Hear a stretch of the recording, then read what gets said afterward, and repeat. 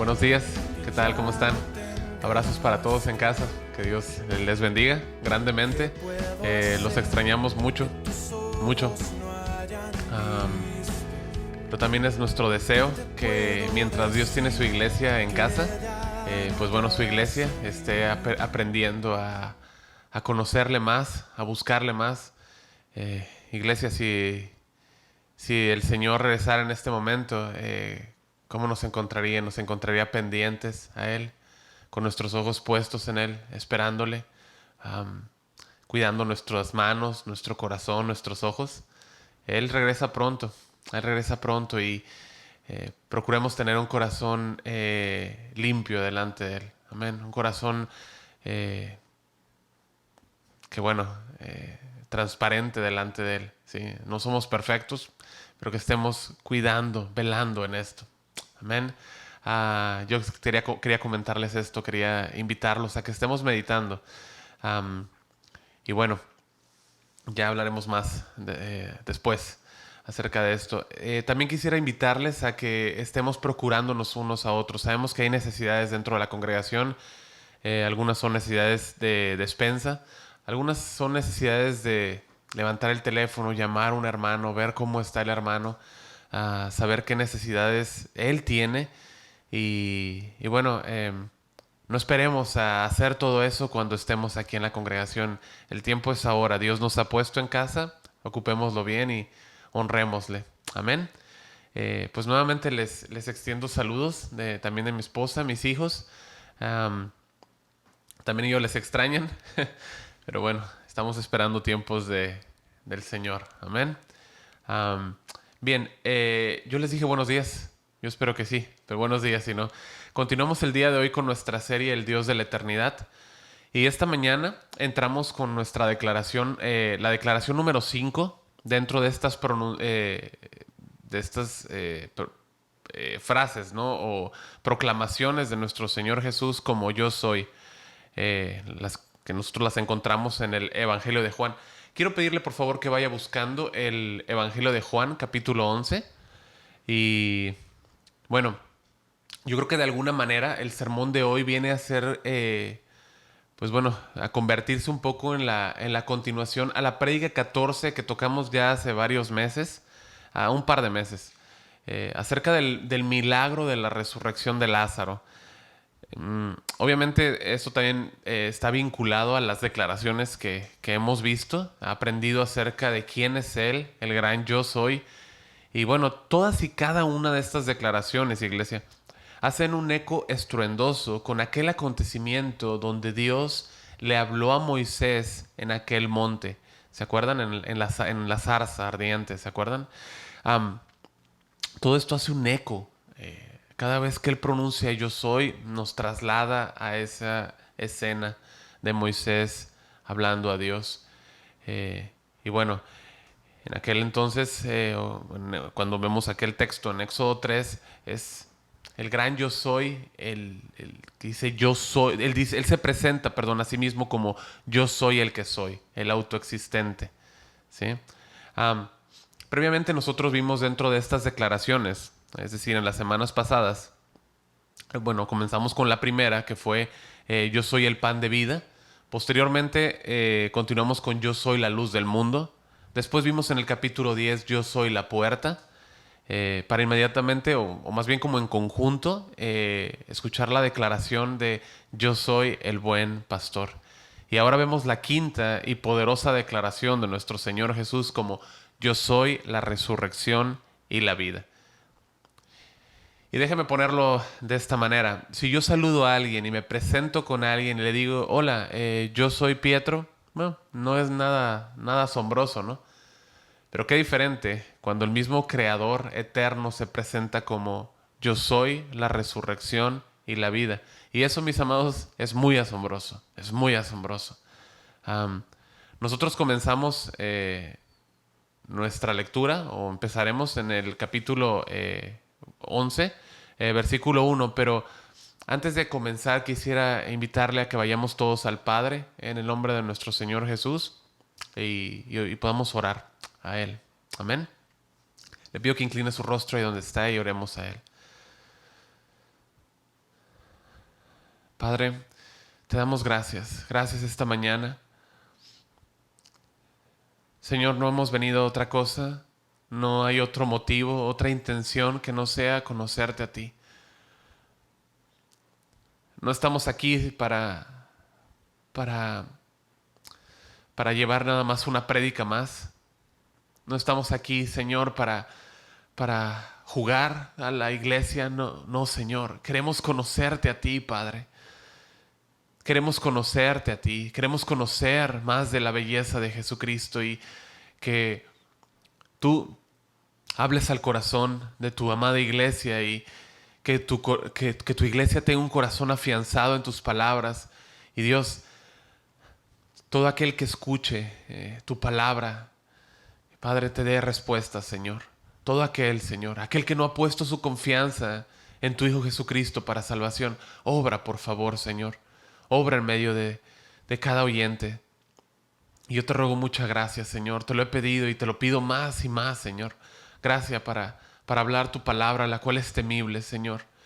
Yo temo tu palabra y yo te ruego que tú me des tu gracia. Te lo suplico y pedimos todo, Padre, en el nombre de Cristo Jesús, Señor. Amén. Amén. Bien, acompáñeme por favor. Bueno, ya estamos ahí en Juan 11, versículo 1, por favor. Dice, estaba entonces enfermo uno llamado Lázaro de Betania, la aldea de María y de Marta, su hermana. María, cuyo hermano Lázaro estaba enfermo, fue la que ungió al Señor con perfume y le ungió los pies con sus cabellos. Enviaron pues las hermanas para decir a Jesús, Señor, he aquí el que amas está enfermo. Oyéndolo Jesús dijo, esta enfermedad no es para muerte, sino para la gloria de Dios, para que el Hijo de Dios sea glorificado por ella. Y amaba Jesús a Marta y a su hermana y a Lázaro. Cuando oyó pues que estaba enfermo, se quedó 2 días más en el lugar donde estaba. Luego, después de esto, dijo a los discípulos, vamos a Judea otra vez. Le dijeron los discípulos, Rabí, ahora procuraban los judíos apedrearte, ¿y otra vez vas allá? Respondiendo Jesús, ¿no tiene el día 12 horas? El que anda de día no tropieza porque ve la luz de este mundo, pero el que anda de noche tropieza porque no hay luz en él. Dicho esto les dijo después, nuestro amigo Lázaro duerme, mas yo voy para despertarle. Entonces dijeron sus discípulos, Señor, si duerme sanará. Pero Jesús dijo, esto de la muerte de Lázaro. Y ellos pensaron que hablaba del reposar del sueño. Entonces Jesús les dijo claramente, Lázaro ha muerto. Y me alegro por vosotros de no haber estado allí, para que creáis, mas vamos a él. Entonces dijo Tomás, llamado Dídimo, a sus condiscípulos, vamos también nosotros para que muramos con él. Versículo 17. Vino pues Jesús y halló que hacía ya 4 días que Lázaro estaba en el sepulcro. Betania estaba cerca de Jerusalén como a 15 estadios. Y muchos de los judíos habían venido a Marta y a María para consolarlas por su hermano. Entonces Marta, cuando oyó que Jesús venía, salió a encontrarle, pero María se quedó en casa. Y Marta dijo a Jesús, Señor, si hubieses estado aquí, mi hermano no habría muerto. Mas también sé ahora que todo lo que pidas a Dios, Dios te lo dará. Jesús le dijo, tu hermano resucitará. Versículo 24. Marta le dijo, yo sé que resucitará en la resurrección en el día postrero. Le dijo Jesús, yo soy la resurrección y la vida. El que cree en mí, aunque esté muerto, vivirá. Y todo aquel que vive y cree en mí no morirá eternamente. ¿Crees esto? ¿Crees esto? Le dijo, sí, Señor, yo he creído que tú eres el Cristo, el Hijo de Dios, que has venido al mundo. Que has venido al mundo.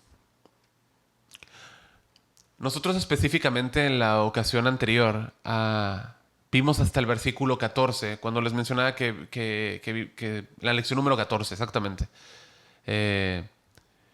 Es para su gloria, me parece el tema. Bueno, hoy vamos a ver hasta el versículo 27. ¿Sí? Por eso les mencionaba que llega a ser como una continuación de alguna manera. Bien, pero nosotros estamos enfocados en las declaraciones de yo soy, ¿no? En esta ocasión es yo soy la resurrección y la vida. Y a manera de resumen, yo quisiera recordar un poco lo que está pasando aquí. Y una de las cosas que a mí más me ha impactado muy, muy profundamente es el odio tan grande con que estos líderes religiosos aborrecían a Jesús. ¿Cómo lo odiaban? El odio que sentían por Jesús. Es impresionante. Ellos tenían un desprecio tan grande por Jesús. Y bueno, y no solamente por sus palabras, ¿sí? Pero también por la fama que él ya había ganado, había obtenido, ¿sí? En el pueblo por medio de sus milagros, por medio de las obras que él desplegó, ¿sí? Todo lo que él hacía en medio de ellos. A medida que tú te metes en los textos, puedes ver y entender por qué le odiaban, por qué le odiaban. Jesús se presenta delante de los hipócritas más grandes de la religión diciendo que Él es el Hijo de Dios, quitándoles lo único que ellos buscaban. ¿Qué era lo que ellos buscaban? Ellos buscaban el reconocimiento de las personas, el aplauso de las personas, la atención de las masas. Y luego esto mismo puede pasar dentro de dentro de la iglesia, ¿no? Pero muchos predicadores, a muchos pastores, a muchos hombres en la iglesia. ¿Sí? El buscar solamente el reconocimiento, el buscar los aplausos, el buscar ser visto. ¿Sí? Y eso es algo muy, muy desagradable. ¿Sí? Y más cuando alguien dentro de la iglesia es usado por Dios, es decir, Dios levanta a ese hombre eh, para que predique su palabra y pues bueno, en estos otros hombres, e incluso en el pastor, nace un deseo corrupto e inmoral, una envidia por esos hombres que Dios levanta, ¿sí? Porque como que le es quitado el lugar al pastor o al líder y eso es muy, muy feo. Debe ser una bendición de que cada vez haya más hombres que se levanten a predicar y a proclamar la palabra de Dios, que se levanten a hablar. La verdad es que qué bendición es que se levanten más y más y más hombres en el ministerio, ¿sí? Y los demás, pues hombres o los que están en liderazgo o servidores o el mismo pastor, nunca debe haber una envidia por ese hombre que Dios está levantando. Al contrario, al contrario. Bueno, pues exactamente esa envidia por las obras y la fama que tenía Jesús fueron los puntos que lo enviaron a morir. ¿Sí? Fueron detonantes que llevaron a Cristo a la cruz. Y recalco esto, por favor, para que no se confundan y no haya ningún malentendido. ¿Sí? No quiero que se malentienda. Todo esto jamás se salió del plan absoluto del Señor, jamás. ¿Sí? De sacrificar al Hijo. Eh, pero ese plan perfecto de Dios no eximía o no exime la responsabilidad que tuvieron esos hombres al crucificar a Jesucristo. ¿Sí? Sí está claro. Eh, Específicamente este milagro que vemos aquí con la resurrección de Lázaro, pues eso fue el detonante, fue lo que catapultó a Jesús a, a morir, perdón, en esa cruz. Sí.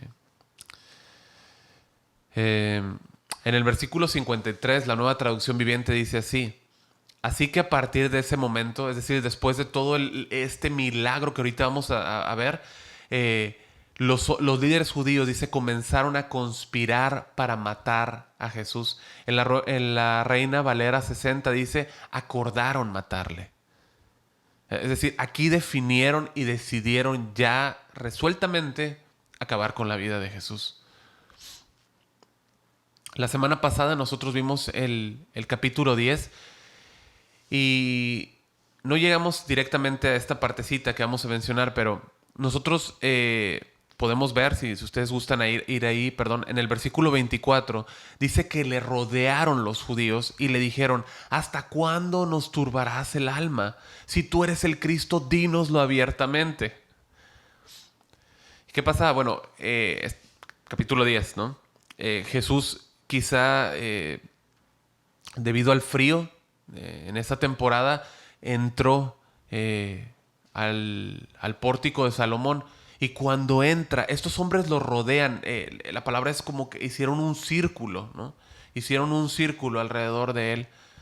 Y bueno, ¿qué estaba pasando? Estos hombres estaban desquiciando, estaban volviéndose locos por las palabras de Jesús. Por las palabras de Jesús. Ellos buscaban que él dijera algo, que mencionara algo, que apuntara algo, con tal de casarle en sus palabras y con esas mismas palabras llevarlo a la muerte.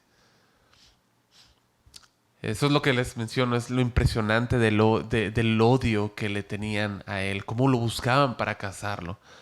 Um, Juan 10:26 dice, pero Jesús les responde, ¿no? Cuando le preguntan esto, él les dice, pero vosotros no creéis porque no sois de mis ovejas, como os he dicho. Sí. Entonces, en el versículo 31 dice que los judíos volvieron a tomar piedras para apedrearle. ¿Pueden ver la ira de estos hombres? Sí, pueden verlo. Y esta, mis amados, no es la primera ocasión que intentaron matarle. Donde estamos revisando, ahí en Juan 10. No, en Juan 5:18 y en Juan 8:59, lo mismo. Ustedes pueden ver Juan 5:18 y 8:59. Querían matarlo, querían matarlo, querían matarlo.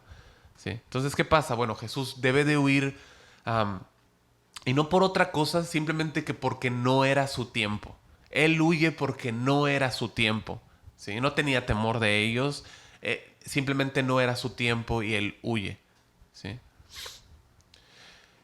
Él de hecho menciona, cuando les da la instrucción, les dice en el versículo 7, ahí en Juan 11, volvamos a Judea. ¿Sí? Él no tenía miedo de ellos, simplemente se había ido porque no era su tiempo. Sí, y en el 8 dice, bueno, sus discípulos se opusieron diciendo, Rabí, hace unos días la gente de Judea trató de apedrearte y vas a ir de allí, irás allí de nuevo.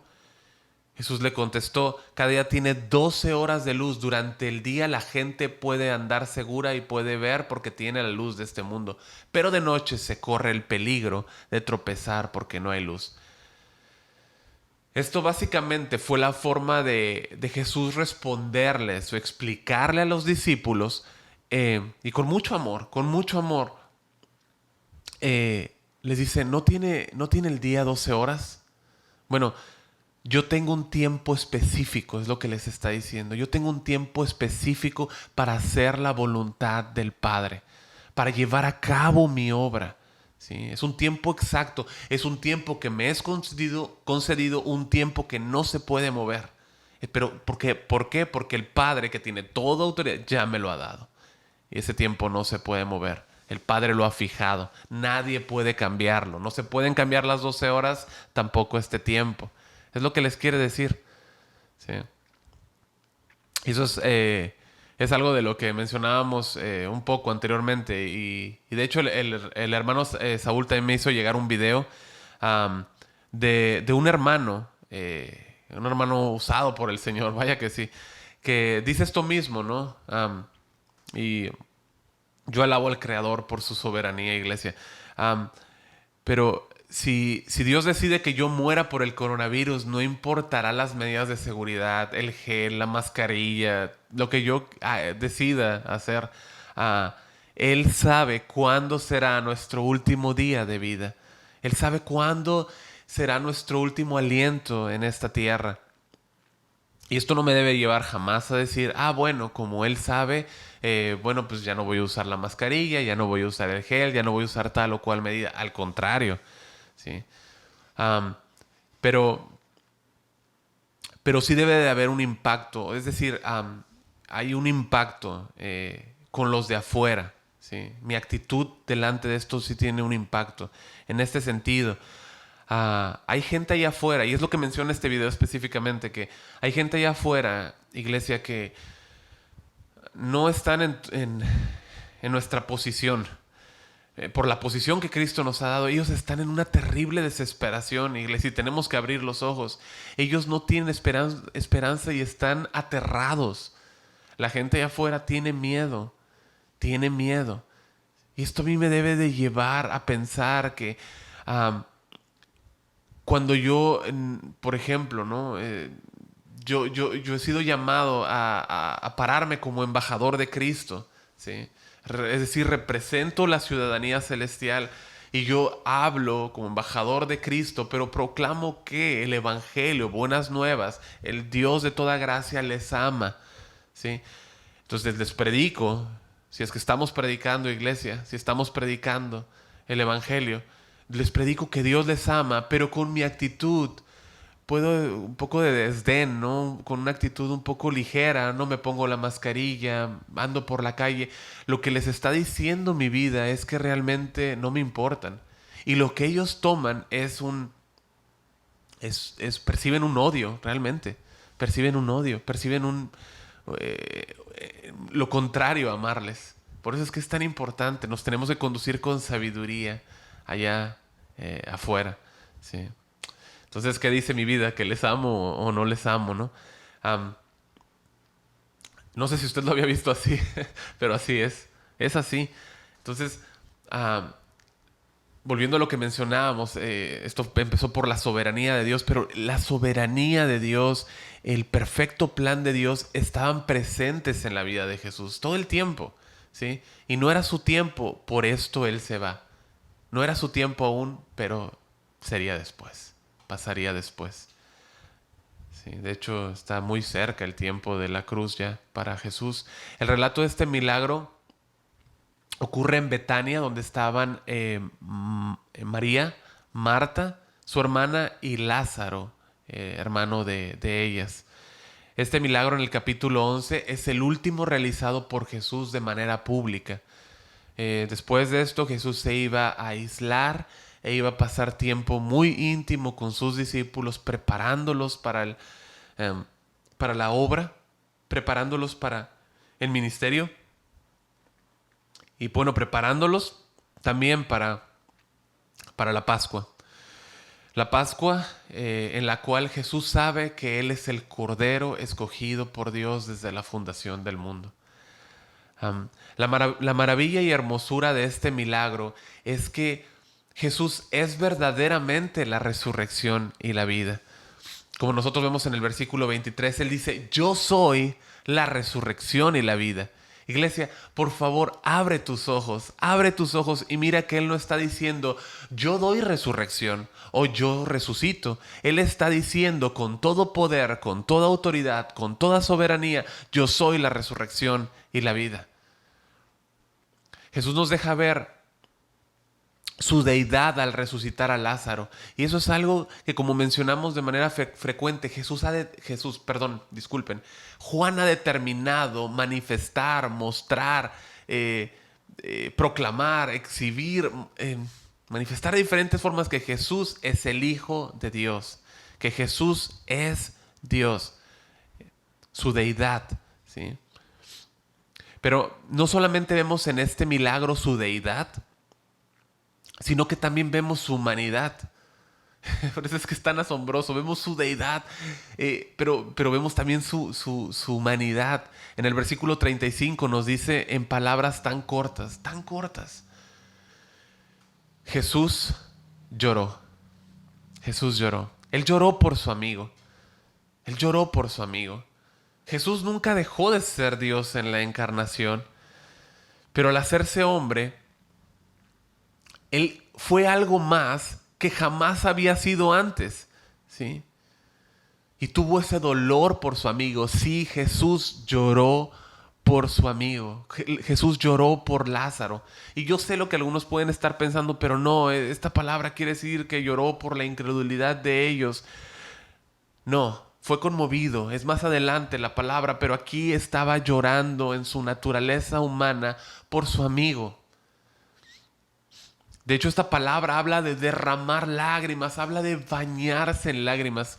Qué escena poder ver al Hijo de Dios llorando. Mis amados, pocas palabras, pero qué contenido. Jesús lloró, Jesús lloró. El Dios de la eternidad estaba llorando por su amigo, al cual amaba. Recuerden lo que dice el versículo 3. Dice que enviaron sus hermanas, ¿sí? Con el mensajero que enviaron para decirle a Jesús, Señor, he aquí el que amas, el que amas. no el que te ama a ti, sino ellas se valieron en usar, en el buen sentido, el amor de Cristo por él. El que amas está enfermo. Lázaro era su amigo, Jesús lo amaba. Ahora, ¿era la primera vez que Jesús resucitaba a alguien? No, en Lucas 7 nos dice que Jesús resucitó al hijo de una viuda. En la mera procesión hacia llevarlo al sepulcro al hijo de esta mujer, Jesús llega y, bueno, consuela el dolor de la madre. ¿Sí? Era una madre que había perdido a su hijo, pero era viuda también. ¿Sí?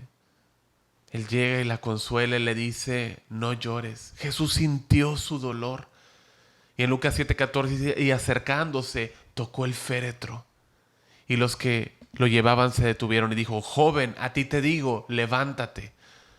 Él consoló a la mujer en su tristeza, pero él consoló a esa mujer y ahora ves aquí a Dios, Jesús llorando. Él en verdad se identifica con nosotros, conoce nuestro dolor, lo entiende. Además, tenemos también el relato de la hija de Jairo, allá en Lucas 8, donde se estaba muriendo. Lucas 8:49 dice que estaba hablando a un Jesús, estaba aún hablando él, cuando vino uno de la casa principal de la sinagoga a decirle a Jairo, tu hija ha muerto, no molestes más al maestro. Sí, aquí hay una similitud con la historia de Lázaro, ya que alguno podría pensar que se le salió de control esto a Jesús, ¿no? Como que llegó un poco tarde, ¿no? Que no tenía contemplado que una mujer iba a tocar el borde de su manto y él iba a decir, ¿quién me tocó? Ustedes conocen la historia, como que se desfasaron los tiempos del Señor, ¿no? Puede hacernos un eco con Lázaro, ¿no? Porque parece como que llegó tarde, ¿no? Pero no, jamás, jamás, jamás. Jesús siempre llega a tiempo. Lucas 8:50, oyéndolo Jesús le respondió, no temas, no temas, cree solamente y serás salva. Entrando en la casa, no dejó entrar a nadie consigo, sino a Pedro, a Jacobo y a Juan, al padre y a la madre de la niña. Y lloraban todos, hacían lamentación, pero él dijo, no lloréis, perdón, no lloréis. No está muerta, sino que duerme. Qué bonito, sino que duerme. Una vez más, Cristo consuela a los que lloran y volteas hacia la muerte de Lázaro y he aquí el rey llorando por su amigo. ¿Qué pasa? Bueno, Jesús nos ama a todos igual, todos somos amados, pero como hombre en su humanidad, entendamos, quiero dejar esto bien claro, no es que Jesús ame más a Lázaro, nos ama a todos igual, a todos perfectamente igual, pero en su humanidad Él experimentó la amistad. Ellos compartían cosas, habían cosas que los unían. Sí, una impresionante relación de amistad. Jesús se quedaba en casa de ellos para ir a Jerusalén. Cada vez que celebraba la Pascua se quedaba con ellos. Su amistad era profunda. ¿Puedes ver qué belleza? ¡Qué belleza! Jesús tenía un amigo. ¿No te gozas? ¿No nos gozamos? Jesús tenía un amigo. A veces cuando hablamos de la humanidad de Jesús, mencionamos aspectos como que sí, Jesús tuvo hambre, y sí, Jesús tuvo sed, y sí, Jesús durmió en una barca, pero Jesús experimentó la amistad. Tuvo un amigo, y ese amigo estaba muerto. Su amigo que amaba no tenía sus ojos abiertos para verlo, para recibirlo. Quizá había muerto con dolor, dice el versículo 1, que estaba enfermo. Seguramente a Jesús le dolió el hecho de saber que su amigo no estaba, que no lo podía abrazar y que había muerto quizá con dolor, yo no lo sé. ¿Sí? Pero en verdad, mis amados, las lágrimas corrieron por sus mejillas. Esas lágrimas corrieron por el hermoso rostro de nuestro Señor, por su amigo Lázaro. Pero él tenía un propósito, manifestar su nombre. ¿Qué nombre? Yo soy la resurrección y la vida. Yo soy la resurrección y la vida. Yo sé que hay algunos enfermos entre nosotros Yo sé que hay algunos de los que están escuchando esta prédica que ya les han sido contagiados por el COVID-19. Um, yo sé que algunos están pasando tiempos difíciles con no solo con esta enfermedad, sino con alguna otra enfermedad, ¿no? Pero sabemos y hemos escuchado de la boca de muchos de ustedes glorificar a Cristo por la gracia que ha derramado en sus vidas a través de esto, a través de esta enfermedad. El Señor está con ustedes, iglesia, el Señor está con ustedes. Aquellos que están ahora enfermos, el Señor está con ustedes. Todo va a estar bien.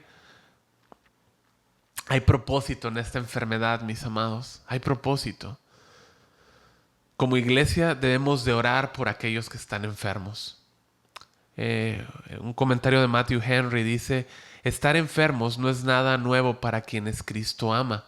Las dolencias corporales corrigen la corrupción y prueban las gracias del pueblo de Dios. Él no vino a resguardar a su pueblo de estas aflicciones, sino a salvarlos de sus pecados y de la ira venidera. Sin embargo, no corresponde apelar a Él por cuenta de nuestro... Perdón, sin embargo, nos corresponde apelar a Él por cuenta de nuestros amigos y parientes cuando están enfermos y afligidos. ¿Sí? Él vino a salvarnos de la ira venidera, pero nos corresponde a nosotros ir y orar por aquellos que están enfermos y afligidos. Lázaro estaba gravemente enfermo. Y bueno, finalmente él muere. ¿Sí? Nosotros vemos que Lázaro estuvo 4 días muerto. No 2, no 3, 4 días muerto. Juan 11:38 dice que Jesús, profundamente conmovido, vino al sepulcro. Era una cueva y tenía una piedra puesta encima. Dijo Jesús: quitad la piedra. Y Marta, la hermana del que había muerto, le dijo: Señor, hiede ya, porque es de 4 días. Yo quiero leerte un poco acerca del cuerpo humano cuando muere. Comienza así. Hubiera preferido no hacerlo, pero vamos a hacerlo, vamos a leerlo, vamos a hacer esto en orden de conocer cómo estaba Lázaro, en qué condición físicamente cuando llegó Jesús a esa tumba. Porque luego lo ponen como si hubiera salido bien, ¿no? Todo perfumadito y me refiero como si hubiera estado, ¿no? Ahí, y no sé, ¿no? Todo lindo. Ah, pero vamos a ver un poco acerca de qué sucede. De manera muy breve, a lo mejor, bueno, voy a leerlo mejor, ¿ok? Am, igual si no quieren los pequeños, si pueden a lo mejor tapar sus oídos o llevarlos a algún lado aparte realmente es algo que deben de conocer de alguna manera. Pero ustedes obran con sabiduría ahí en casita, por favor. El artículo comienza así. ah, Dice: de acuerdo con un médico forense, la muerte comienza cuando el corazón deja de bombear sangre al resto del cuerpo, lo que provoca que la circulación se estanque, la vejiga y los intestinos se vacíen, la piel se queda rígida y los músculos se relajen. Eso es lo que pasa con el cuerpo cuando muere. Poco a poco la temperatura comienza a descender hasta adquirir la misma del entorno que rodea al cadáver. A los 30 minutos la piel se vuelve púrpura y con aspecto ceroso. Los labios y las uñas de los dedos palidecen por la ausencia de sangre. La sangre se estanca en las partes bajas del cuerpo formando una mancha de color púrpura oscuro llamado lividez. Las manos y los pies se vuelven azules y los ojos comienzan a hundirse hacia el interior del cráneo. A las 4 horas comienza a aparecer el rigor mortis, el enrojecimiento de la piel y el estancamiento de la sangre. Continúa. El rigor mortis comienza a tensar los músculos durante unas 24 horas, tras las cuales el cuerpo recupera su estado flojo. A las 12 horas, el cuerpo está en estado de rigor mortis total. 24 horas después de la muerte, el cuerpo adquiere la temperatura ambiente que le rodea en los hombres. En los hombres, eso es importante, en los hombres dice que fallecen los espermatozoides. ¿Sí? Mueren. La cabeza y el cuello adquieren un color verde azulado. Comienza a extenderse el resto del cuerpo. En este momento comienza el fuerte olor a carne podrida.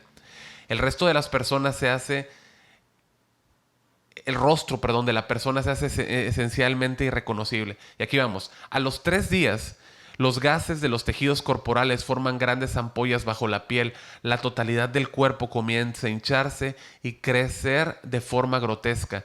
Las células muertas comienzan a romperse y a liberar toda clase de sustancias, incluidas enzimas, que crean un ambiente ideal para las bacterias y los hongos que se incorporan a esta mezcla y comienzan a descomponer el cuerpo. Eso es al 3er día. Desagradable, ¿no? Bueno, este es Lázaro. Este es Lázaro. Jesús va a su sepulcro, la cueva donde él estaba. ¿Sí? Y así es como está Lázaro. De esta manera, poner el cadáver en las cuevas era como se acostumbraba a hacerlo. Y se hacía lo antes posible, lo más rápido. Lázaro fue puesto de inmediato en el sepulcro debido a las costumbres sanitarias que se tenían. En Juan 11:17 dice: vino pues Jesús y halló que ya hacía 4 días que Lázaro estaba en el sepulcro. Betania estaba cerca de Jerusalén como a 15 estadios y muchos de los judíos habían venido a Marta y a María para consolarlas por su hermano. Esto está en el versículo 19. Es decir, mucha gente había venido a ellos y estaban tristes, pues juntos con ellos los acompañaban en esta tristeza. No era un momento agradable para nada, ¿sí? Ahora, al haber venido mucha gente, lo que nos deja ver es que Marta, o la familia de Marta, María y Lázaro, era muy conocida. Y también, bueno, que era una familia que tenía suficientes recursos. ¿Sí? Era una familia que tenía suficientes recursos. ¿Sí? Mucha de esta gente, perdón, que venía a este lugar, venía de Jerusalén. ¿Sí? Y no estaba lejos, porque estaba a una distancia como de 15 estadios que vienen siendo aproximadamente 3 kilómetros. Pero bueno, lo que a nosotros nos importa aquí es que en verdad este era un momento triste. Era un momento triste para todos. ¿Qué palabras puedes usar en ese momento? ¿Qué palabras? ¿No? ¿Qué palabras puedes usar? El dolor y el llanto era audible. ¿Sí? Ahora, la gente estaba intentando consolarlas, como nos dice el texto, pero el dolor era muy profundo. De repente, Marta pudo escuchar que Jesús, el Maestro, había entrado al pueblo. ¿Sí? Su Señor había llegado. ¿Y qué hizo ella? Salió rápido a él. Salió a él. Dice el versículo 20. Entonces Marta, cuando oyó que Jesús venía, salió a encontrarle, pero María se quedó en casa. Y Marta dijo a Jesús: Señor, si hubieses estado aquí, mi hermano no habría muerto. Yo no creo que debamos de pensar que le estaba haciendo algún tipo de reclamo propiamente a Jesús. Puede ser una mezcla de sentimientos, pero una cosa es seguro: Marta tenía una teología y un conocimiento amplio del Señor. ¿Sí? En Mateo 10:38 al 42 se nos habla de una Marta afanada, ¿no? En sus quehaceres y las obligaciones que tenía. Pero escuche, esa mujer tenía un profundo conocimiento de Cristo. Una mujer que mientras hacía sus labores en casa, ¿no? Trasladaba sus trastes, barría, ¿no? Estaba meditando en las palabras de Jesús. Y yo, brevemente, yo al momento de estar haciendo esto, quisiera animarles, hermanas, animarles a que ustedes crezcan en el conocimiento de la palabra de Dios. No hay nada, es muy agradable, no es la palabra, pero es una riqueza cuando las hermanas, las esposas de cada uno de los hermanos y las hermanas en toda la congregación son llenas de la palabra de Dios, llenas de la palabra de Cristo. ¿Sí? Porque esto va a ayudar a bendecir a su marido, y va a ayudar, va a bendecir a sus hijos, y va a bendecir a las hermanas. Es una riqueza. Yo quiero felicitarles, hermanas, porque yo sé que han estado ustedes trabajando ahí, están edificándose. Dios les bendiga. Sigan creciendo en eso. A veces es fácil encontrar pues es fácil ver, ¿no? Una hermana que hornea rico, que hace, pero, pero a veces no es tan fácil ver hermanas que son llenas de la palabra de Dios. Hermanas, ustedes sean llenas de la palabra de Dios. Llénense de la palabra de Cristo. Bueno, María, la hermana menor, se queda en casa y ella no supo que Jesús estaba ahí porque ella conoce esto o averigua esto o llega a su conocimiento hasta el versículo 28 donde dice, habiendo dicho esto, fue y llamó a María, su hermana, diciéndole en secreto, el maestro está aquí y te llama. Ella, hablando de María, cuando lo oyó, se levantó de prisa y vino a él. Es decir, no había ningún conocimiento en ella todavía que Jesús estaba ahí. Volviendo a Juan 11:21, dice, y Marta dijo a Jesús, Señor, si hubieses estado aquí, mi hermano no habría muerto. Y esto, como decíamos, no debemos de verlo como una queja al maestro. Ciertamente había una mezcla de emociones, una mezcla de quizá de queja con ellas mismas. ¿Por qué? Porque, bueno, digo mismas, porque una queja hacia ellas mismas, porque en el versículo 32, María, su hermana, hablaba ya igual que su hermana, Marta. La influencia de las mayores, ¿no? Pero dice que María, cuando llegó a donde Jesús estaba al verle, se postró a sus pies diciéndole, Señor, si hubieses estado aquí no había muerto mi hermana. No, mi hermano, perdón. Entre esa quizás queja contra ellas mismas, es probable que se estuvieran reclamando, ¿no? A sí mismas, ¿por qué no enviaron al mensajero antes? Posiblemente, ¿no? Era una mezcla ahí de sentimientos, obviamente. Um, es probable que ellas estuvieran reclamando a sí mismas y es también posible que hayan como que abordado un poco al maestro, diciéndole que, pues si él hubiese estado ahí, de hecho lo dicen, ¿no? Pero abordándolo de esta manera, que si él hubiera estado, no hubiera pasado nada de lo que pasó. Pero en este sentido, lo que tenemos que ver es que ellas sí tenían fe en Jesús. O sea, sí tenían fe en Jesús. Ellos decían, si tú estuvieras, ¿por qué? Porque tú eres el hacedor de milagros, tú lo hubieras hecho. Tenían una fe en Jesús, genuina, ¿sí? Ambas hermanas tenían un conocimiento profundo de que Cristo tenía todo el poder para sanar. Pero ellas solamente estaban considerando que la sanidad podía realizarse si Jesús estaba presente, pero ellas estaban ignorando lo que había pasado allá en Juan 4:50, donde Jesús sanó al hijo de un oficial. Jesús am, le dijo al hombre, ¿no? Con su palabra, solamente le dijo, ve, tu hijo vive. Y el hombre creyó la palabra. Eso es bien importante. Creyó la palabra que Jesús le dijo y se fue. Dice después que él iba llegando a su casa. Él iba llegando cuando salieron a recibirle y a decirle que su hijo había sido sanado. Su hijo había sido sanado. Si tú tienes una palabra, cree, avanza, que sea una palabra de Dios. Tiene que haber una palabra de Dios. Una palabra de Dios. De ahí parte todo. Una palabra de Dios. Cualquiera que fuese el caso, ¿sí?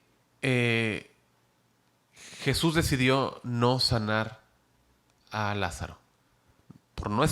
Decidió no estar presente y decidió no enviar una palabra. En el sentido para sanarlo. Él es soberano, mis amados. Todo obra para bien y todo tiene propósito. Yo recuerdo haber orado por el habla de Pablo, mi hijo, hace años atrás. Él balbuceaba, él no hablaba, no era entendible. Era muy lindo escucharlo, pero él no hablaba y era orar y Señor, Señor, Señor. Y Dios soltó sus labios, Dios soltó su lengua y habla, y vaya que habla, vaya que habla. Pero eso fue hace poco, iglesia, hace poquito, ¿sí? Ahora hay otras cosas que yo ruego al Señor y sigo orando otros aspectos, otras cosas, otros ámbitos, otras situaciones, y el Señor no ha respondido todavía. Es decir, me ha respondido, sí responde, pero, pero, pero Él tiene su tiempo. Él tiene su tiempo en todo. Hay que esperar sus tiempos. Él obrará. Todo obra para bien a su tiempo, al tiempo de Él, no al mío, no al nuestro, iglesia. En este caso fue para revelar lo que vemos en los siguientes versículos. Es decir, él no envió la palabra, Él no fue para revelar esto. Lo que nos va a decir en los siguientes versículos. A partir de ahora dice, en el versículo 22 dice, mas también sé ahora que todo lo que pidas a Dios, Dios te lo dará. Ella no estaba diciendo que no estaba considerando como que Jesús iba a levantar a su hermano. Sí, ni siquiera sabía lo que estaba a punto de presenciar, lo que sus ojos iban a ver. Ah, pero lo que sí sabía era que la relación de Jesús y el Padre era muy profunda y que debido a esto, Él podría de alguna manera ayudarle a alivianar su carga, ayudarle de alguna forma en este terrible momento. ¿Sí? Ella no sabía cómo Jesús lo iba a ayudar, pero ella sabía que Él iba a hacer algo. Él iba a hacer algo. Tenía la confianza de que Dios le concedería lo que le pidiese. ¿Sí? Y bueno, que sacaría bien de esta tragedia, ¿no? De una aparente tragedia, Dios iba a sacar bien. Ella tenía ese conocimiento. Pero nuevamente ella no estaba considerando una poderosa resurrección como la que está a punto de presenciar. Mis amados, este milagro vino a fortalecer la fe de todos los creyentes de una manera asombrosa, impresionante, sin medida. Yo no le puedo describir el impacto que tuvo en ellos, porque no estuve ahí, iglesia. Lo que sé es que debido a ese impacto que tuvo en los hermanos, hoy nosotros somos impactados por ellos, ya que este milagro se transmitió a los hijos, a generaciones, entre los hermanos. Esto fue impresionante, impresionante. Y principalmente está en la escritura, está en la escritura. ¿Sí?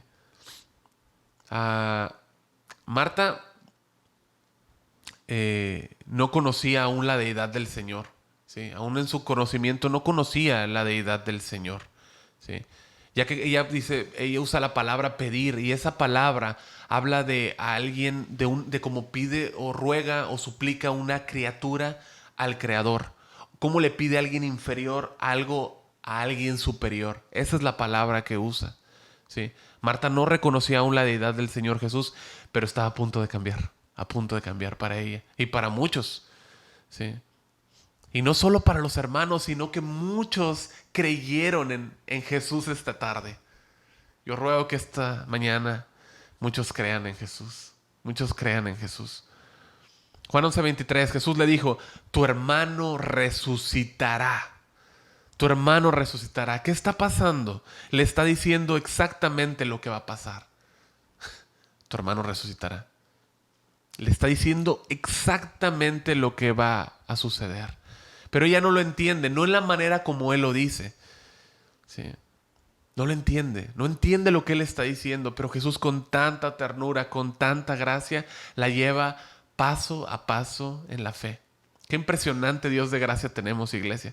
Versículo 24, Marta le dijo, yo sé que resucitará en la resurrección en el día postrero. ¿Sí? Textos como Job 19:25 estaban en la 25 al 27 estaban en la mente de Marta. Yo sé que mi Redentor vive, dice Job, y al fin se levantará sobre el polvo y después se desecha esta mi piel en mi carne.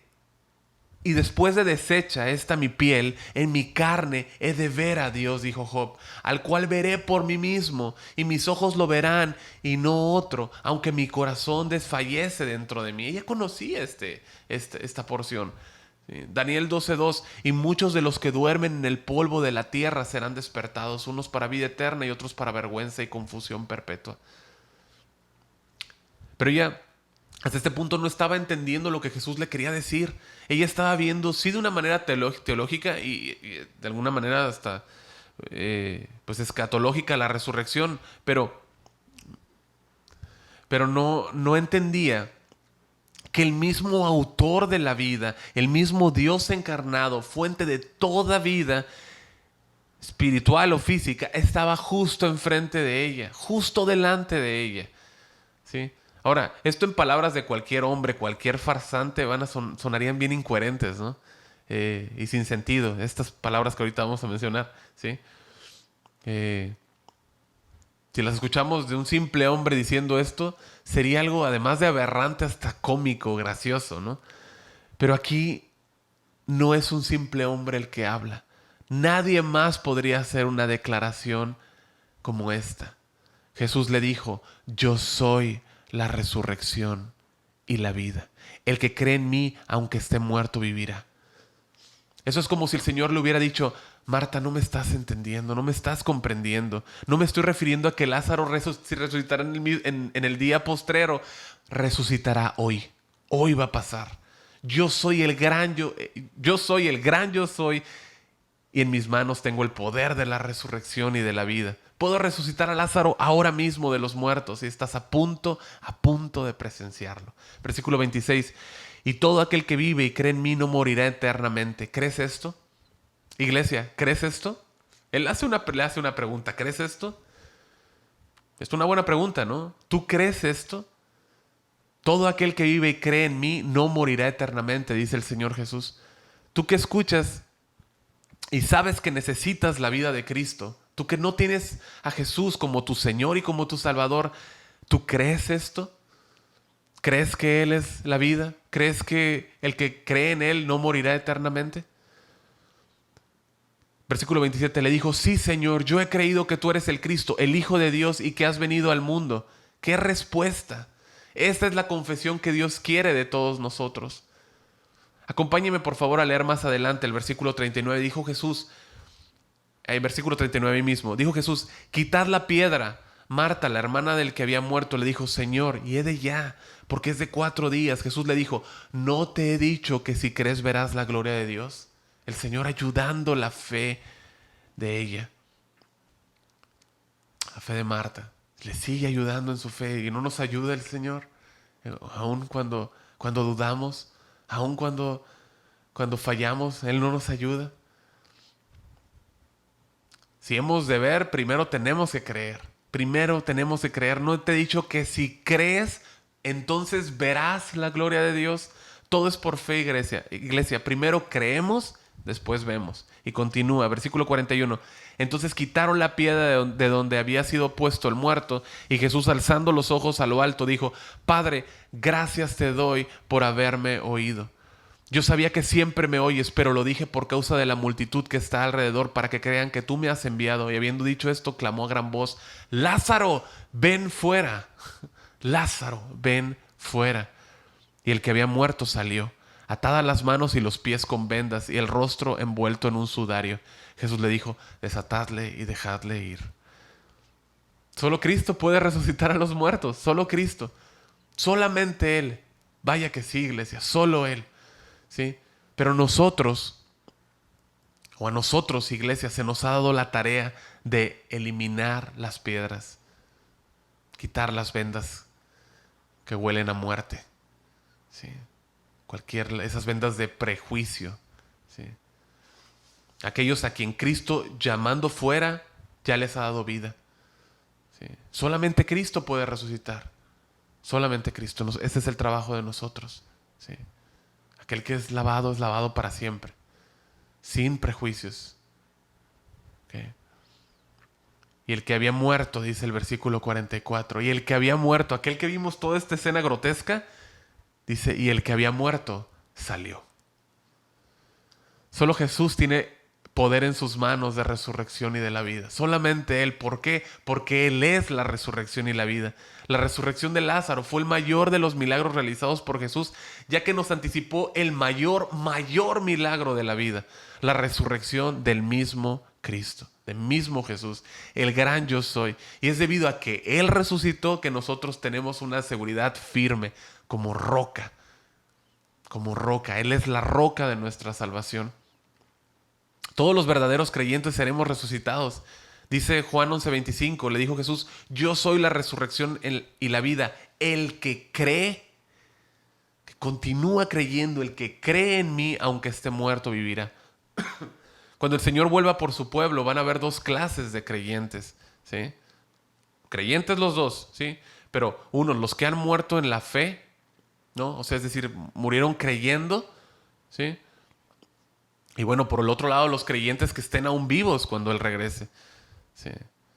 A los que hayan muerto, cuando Él regrese, Él vendrá como la resurrección. Pero los que no hayan muerto aún, Él vendrá como la vida. ¿Sí? Pero ambos a llevarlos a la vida eterna. La vida eterna comienza cuando creemos y continúa por toda la eternidad, eternamente. Qué maravilla.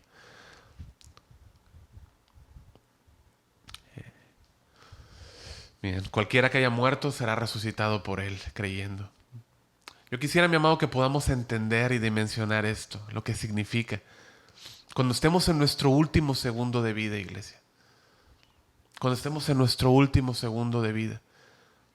Por favor, escuche. Cuando estemos en nuestro último momento de vida, nosotros podemos cerrar los ojos y dormir. Dormir. Confiadamente, porque mi Redentor me despertará. He confiado en Él toda mi vida. Aún en mi muerte, sé que solo duermo. Y el que me ha salvado, el que me dio vida eterna, el que camina a mi lado, mi dulce Salvador Jesús, también me despertará. Y escucharé su dulce voz diciéndome, llamándome, ven fuera, ven fuera. Un par de comentarios dicen,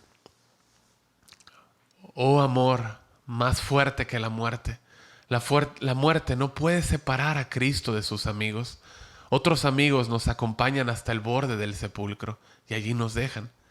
Ni la vida ni la muerte nos podrán separar del amor de Cristo. Nuestro amigo, nuestro Salvador, nuestro Señor. Nuestro Salvador pagó en esa cruz todo nuestro pecado. El castigo de nuestro pecado fue cargado sobre Él. Jesús murió y resucitó al tercer día. Todo el pago fue aceptado por el Padre. Y así como Él resucitó un día, nosotros también resucitaremos de entre los muertos. Nosotros solamente dormiremos hasta escuchar la voz del amado de nuestra alma diciendo, ven fuera. Primera de Tesalonicenses 4:14. Porque si creemos que Jesús murió y resucitó, así también traerá a Dios con Jesús a los que durmieron en Él. A los que durmieron en Él. Nuestro Señor Jesús ha resucitado hoy y está vivo. Nuestro Redentor vive, iglesia. Esta promesa nos es dada en Él. En Él. En Él. Solamente Él tiene el poder. Solamente Él tiene todo el poder.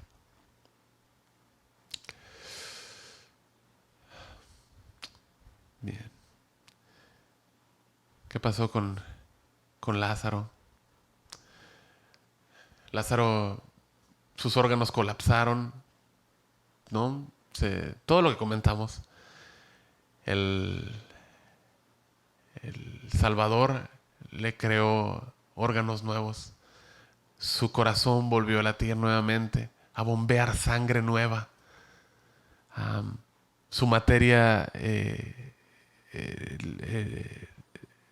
cerebro, ¿no? Le es construido nuevamente. Ah, todas las células regeneradas, todas y cada una de ellas. Todas. Ojos nuevos, todo nuevo. Ese es el Señor. Ese es el Señor. Eso es lo que pasó con Lázaro. Ahora, mi Redentor vive, mi Redentor resucitó. Él está vivo, iglesia. Él está vivo, Él resucitó de entre los muertos. La resurrección de Lázaro nos habla de la resurrección de Cristo. Pero el hecho de que Él haya resucitado debe tener un efecto en mi vida. Debe tener un efecto en mi vida. ¿Sí? Es decir, lo tiene por la salvación, pero ¿qué lugar está ocupando en mi mente, en mi corazón? ¿Qué lugar? ¿Qué efecto tiene en mí, en mi manera de conducirme, en mi manera de andar? ¿no? Aquí está la aplicación a esto, porque nuestra mente como cristianos debe estar puesta en el resucitado, debe estar puesta en el que vive por siempre, en el que murió y resucitó por nosotros. Debe estar puesta en Él, no en esta tierra pasajera, temporal, sino en la eternidad, en la eternidad. Si no hubiese resurrección, bueno, pues ¿para qué vivir una vida santa, una vida pegada a Dios, una vida, ¿para qué? No, si no tiene fin, ¿no? Si así fuese, ¿no? Pero no es así, iglesia. Todas las teorías, ¿no? Como la de la evolución, te hablan de miles de años de existencia, miles de años para que el hombre termine en el polvo y ahí se quede. Qué hueco, qué triste, qué depre. Qué depre. Eso es todo lo que ofrece una teoría como esa. No, gracias. Gracias a Dios que nuestro Redentor vive, que nos ha ofrecido y nos ha regalado la vida eterna, que Él resucitó y nos dice que nosotros resucitaremos también. Jesús le dijo, yo soy la resurrección y la vida. Todo aquel que ha puesto su confianza en Cristo, iglesia, tiene esta esperanza, firme como la roca. Este es nuestro Señor. Juan 20:30 dice que además, ya más adelante, ¿no? en el mismo Evangelio de Juan, dice que Jesús hizo además muchas otras señales en presencia de sus discípulos, las cuales no están escritas en este libro. Pero estas se han escrito para que creáis que Jesús es el Cristo, el Hijo de Dios, y para que creyendo, continuamente, creyendo, tengáis vida en su nombre. El que cree, sigue creyendo, sigue creyendo. Termino con este comentario que dice, es hermosamente acorde a la coherencia divina que nunca se le dé nadie que muriese en presencia del príncipe de la vida. Es decir, debido a que somos de Cristo, debido a que somos de Él, debido a que hemos sido dados de parte del Padre al Hijo, es completamente coherente que jamás nadie que le ha sido dado a Él, al autor de la vida, muera eternamente delante de Él, el príncipe de la vida.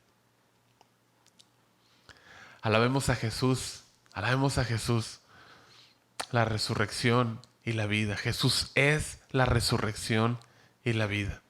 Jesús es la resurrección y la vida.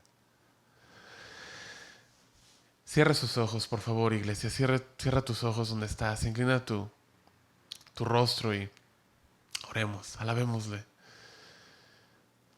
Dios, te damos gracias. Gracias por quien tú eres. Tú eres la resurrección y la vida. El que vive por siempre, el eterno. Quien vive y permanece, quien no tiene principio ni fin. El que era, el que es, el que ha de venir. El alfa y la omega. Tú eres, Señor Jesús. Tú eres la resurrección y la vida. Tú nos muestras que como tú resucitaste a Lázaro, Padre,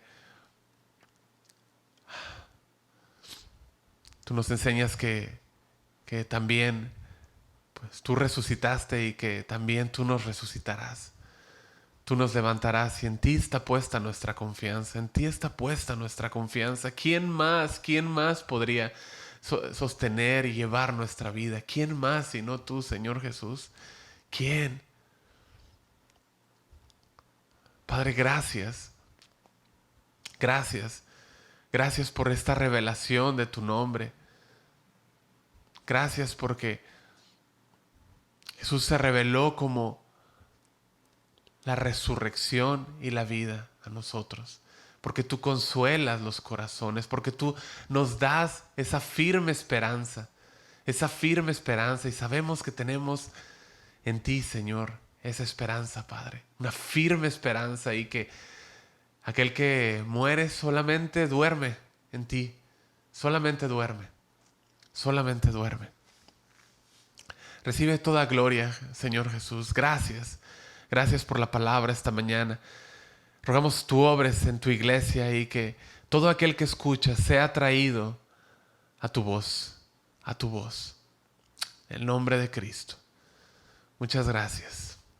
Gracias. Gracias, Señor. Amén. Amén. Muy bien, iglesia. Que Dios los bendiga. Que Dios los bendiga grandemente. Guardemos en nuestro corazón la palabra. Compartamos la palabra y vivamos con esta esperanza todos los días, puestos los ojos en el autor y consumador de nuestra fe. Amén. Que Dios los bendiga. Un abrazo en casa. Gracias.